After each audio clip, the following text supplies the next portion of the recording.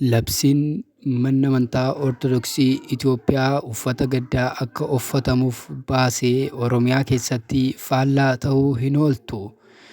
Dubbiin akka jarri dubbatanis ta'uufii waan didde fakkaata.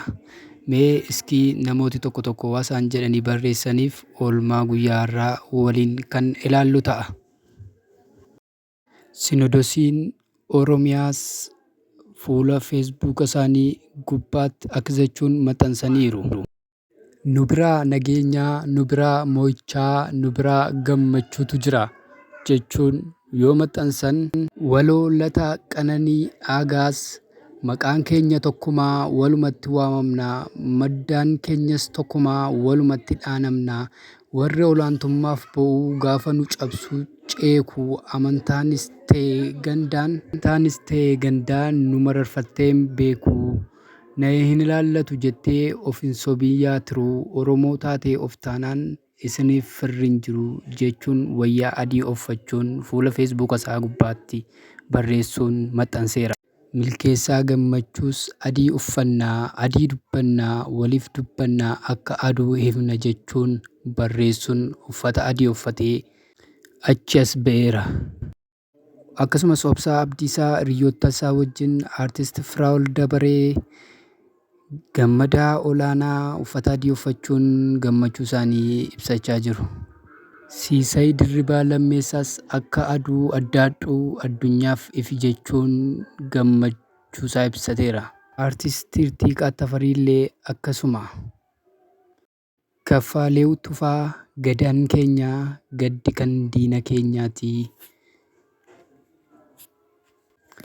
Aartist Muktaar Usmaan eeguma isaan nutti dhufanii malee adiimaan nu beekan jechuun maxxanseera. Aartist Galaanaa Gaaromsaas lafa koo jaallachaa nama koo hin jibbu jara tokko oliif shira kan lallabu maadheen wal dhiigessaa leenci itti galu walqixxummaan dhumna gabroomsuudhaaf lolu jechuun uffata adii uffachuun gammachuudhaan fuula feesbuukii isaa gubbaa irratti maxxanseera. Akkasumas Aartist Caalaa Bultumee adii uffannaa, adii unannaa, adii dubbannaa, nu bira nageenyaa, nu bira moo'ichaa, nu bira gammachuutu jira jabaan waaqa jechuun uffata adii maatii isaa waliin uffachuun maxxanseera. Gurraachillee diimatee addaateera maa galaanaa daaktaree fakkaachoo jennaan malee daaraan daakuu ta'aree jechuun uffata adii uffachuun kan maxxanse immoo Aartist Leencoo Gammachuudha. Namoota bebbeekamoo weellistoota, faarfattoota akkasumas musliimota Oromoo kan ta'an hundumtuu amantiif kutaan utuu waliin qoqqoodin dhimmi kun dhimma keenya nu ilaallata jechuun guyyaa irraa karaa karaan uffata adii uffachuun hundumtuu gammachuusaa ibsachuu irratti argama.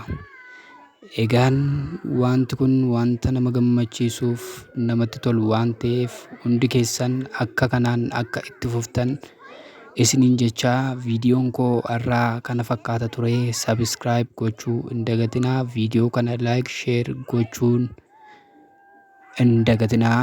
Nagaa turaa.